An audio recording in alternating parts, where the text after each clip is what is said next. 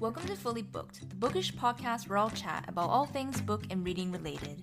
Whether you're a new or a pro reader, there's something for everyone to learn.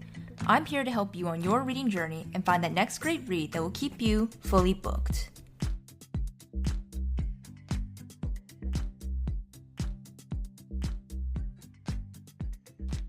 Hello, readers, and welcome to episode 44 of Fully Booked. I'm your host, Natalie, and today's episode is going to be about what is the apparent decline of male readers and exploring some of the reasons why men don't read nowadays.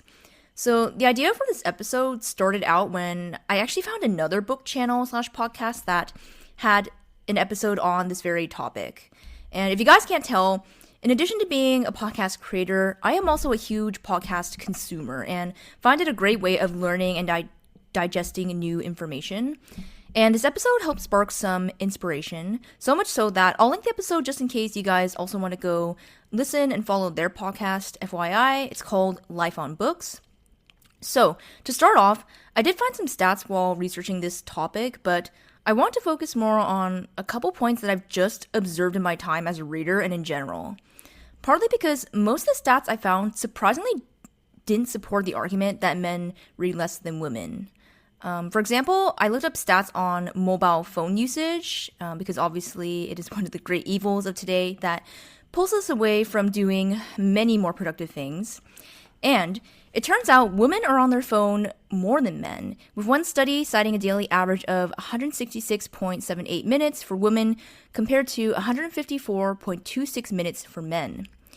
In addition, the gap between female and male readers isn't as big as you'd think, or at least is surprisingly maintained, also due to some decline in female readers. Another study I found on this studied participants and their fiction reading rates from 2017 to 2022, and it showed a maintenance of around a 19% difference between males and females annually. However, if we zoom in based on gender, females did have a 3.1% decline in reading rate versus 7.4% for males in that same time period. Now, I think I'll stop with the stats here because I might be boring some of you already with all these numbers. I just personally love looking at stats. So, why is there a huge ongoing perception that males read less than females? And specifically, why do males read less fiction than females? I have a couple of reasons that I've observed, starting with this one. Number one, men prefer other activities more, especially group ones, and perceive reading as a solo activity. I feel like in general, men seem to prefer activities that are inherently group-based, such as playing sports and video games. And technically, video games can be a solo activity, but the online gaming community has been integral to the hobby for decades now, where even probably back in the 80s and 90s, people were playing games in some form with their friends and online, especially once the internet came into the picture. And it's only expanded and advanced since then, especially with the development of professional gaming. But anyways, in contrast, reading is still generally a very quiet, individual-based activity at heart, compared to those other ones. I will say, though, I feel like females are getting more creative sometimes when it comes to making activities more social. For example, the local book club that I'm part of plans so many other events and adjacent activities around reading and books in addition to our monthly meetups. And just a few examples are themed parties, trivia nights, going together to book release parties and signings, etc. There's so much going on that I confess I haven't even been to half the events that the club hosts and or coordinates. That's how much there is besides just the monthly books that we read. And I feel like I see this pattern with the reading adjacent activities where, for example, crafty activities like knitting or crocheting were a little less social a couple decades ago, or maybe it just feels that way because younger people weren't into it as much and just weren't engaging with it. But with rising interest, so many women are forming crafting clubs or nights where people can just gather and work on whatever they like. And honestly, I can't really explain why females seem to like getting creative with these different activities compared to males, but it does seem to be some sort of phenomenon. Also, kind of related, I feel like males also don't typically want to join book clubs because a lot of them are primarily female. And this is real talk, as I remember there was a guy who joined our Discord server and asked if we were a women's only club. And I've yet to see any guys actually turn up to our meetups. So, if you can't tell, a lot of these points are going to focus on the perception that reading is a feminine activity and the factors that continue to contribute to this perception. Which brings me to my next point, which is that number 2, there are less male book content creators in general, but specifically those posting about fiction. This probably isn't surprising to those of you who are involved in some way in the online book community, but it really is the sad truth. I couldn't tell you the number of posts and videos I come across from female booktubers and bookstagrammers, but if you ask me what male content creators I follow, the only one I have in mind when I first think about it is Jack Edwards. Oh, and occasionally I watch Jordan Fisher's book talk because he has been popping off with his reads. And I do see other small male creators pop up, but I feel like they automatically get drowned out by the sea of female creators thanks to the algorithms. Now that I think about it, I can't remember how I came across the Life on Books channel that I mentioned earlier. I honestly just must have happened to click on one of their videos when I was watching my other booktube. Anyways, I'm going to continue talking about this, but I feel like on some intuitive, innate level, if men don't see other men in a certain space posting content, they're just not going to be inclined to be part of that space. And the same can be said for women, but this seems to at least be a little more apparent with males. And don't get me wrong, I like being part of the online book community and seeing all the different women encourage and lift each other up in their reading journeys. But once in a while, it'd be nice to see some different, more mixed voices and perspectives, which of course you automatically get if the gender distribution were to change. I just don't really see that happening yet though, unfortunately. Hey readers, I hope you're enjoying the episode so far. And hear me out before you hit skip. I'm so grateful for all my listeners who are with me on this reading journey, and I'd like to ask that if you haven't yet, please leave a rating and review as it helps others find the podcast. Also, please consider supporting the podcast financially as it helps me bring you more exciting content, and you'll get some extras like bonus and subscriber-only episodes, early access to new episodes, and much more. The link to donate will be in the show notes below, or you can go to buymeacoffee.com/fullybookedpod. Thank you so much again for choosing to listen to Fully Booked, and now back to the episode. And this next point continues to contribute to this cycle of visibility and involvement on each gender's part, as number 3, females are also dominating the publishing industry in terms of authors, profitable, target demographic, etc. Again, for those of you who are highly involved with the publishing industry, either directly or indirectly, this shouldn't be a surprise, seeing some of the books that have been released even over the past couple years. Of course, I wanted to look up more stats to see what supporting evidence there is and found this. So by 2020, over 50% of published titles were by women in the industry. In addition, female authors were also seeing higher sales and readership than their male counterparts.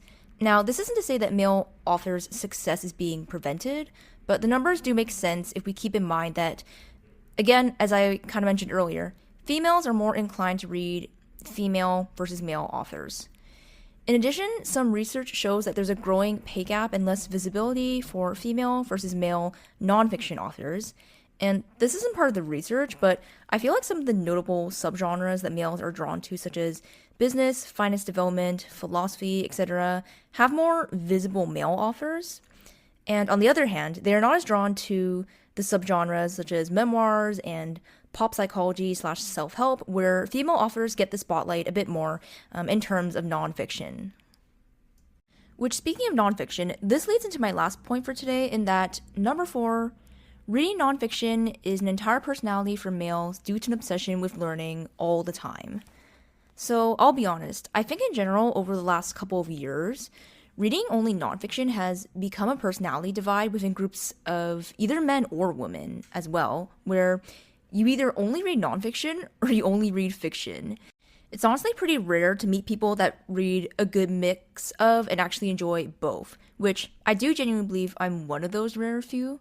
And this is because some people see fiction as a waste of time, as you're not, quote, learning anything, which is a total lie, FYI. I think it's just very different kinds of learning between fiction versus nonfiction, but it is safe to say that most of what you learn from nonfiction is obviously more applicable. And I'm not sure when reading nonfiction became so male-dominated, but but I do know the amount of male content creators I see boasting and posting about nonfiction is quite staggering. And this isn't to say it's negative to be a guy who only reads nonfiction, prime example being my husband, but I think people don't realize how much they're missing out on by not touching fiction.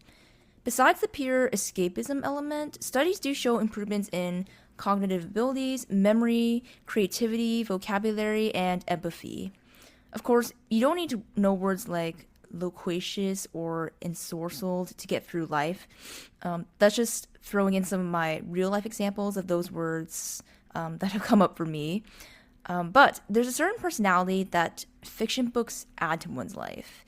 And this isn't really related to the main point now, but just like not all fiction books are made alike, the same goes for nonfiction. As in, not all nonfiction books are good just because you're, quote, learning something. I also can't figure out why men don't enjoy reading fiction even from an early age, but they'll have the attention span for a movie or TV show that could last over 2 hours. Because really, the media format is the only difference, but they still have the same desired outcome, which is to tell a story. But anyways, to finish up this topic, I personally don't have any grand solutions for how to change this societal perception, especially seeing as it stems as early as the childhood years. My husband has told me himself countless times how much he loved playing MapleStory, for example, over picking up a book because he just had a lot of trouble imagining and comprehending the world and story in most fiction books. And the only thing I think I'd at least like to see more is men stepping out into the on and offline book communities.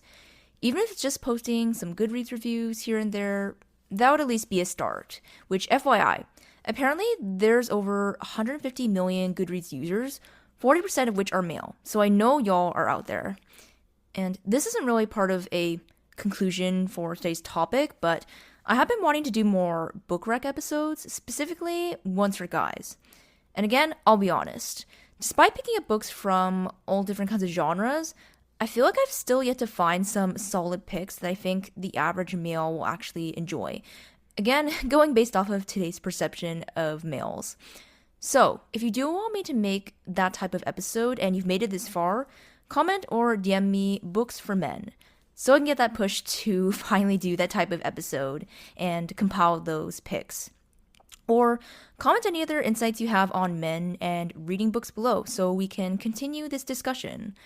Otherwise, I hope you all enjoyed today's hot and fast episode. Don't forget to subscribe on YouTube if you haven't already, as next week's episode will be video and you can get notified immediately when I upload if you are subscribed, and it's free. But as always, I hope you all have a wonderful day, and I will see you back here for episode 45. Thank you for listening to today's episode. I hope you were able to take away something, and be sure to follow the podcast for more bookish content. Until next time, stay fully booked, and I'll talk to you soon.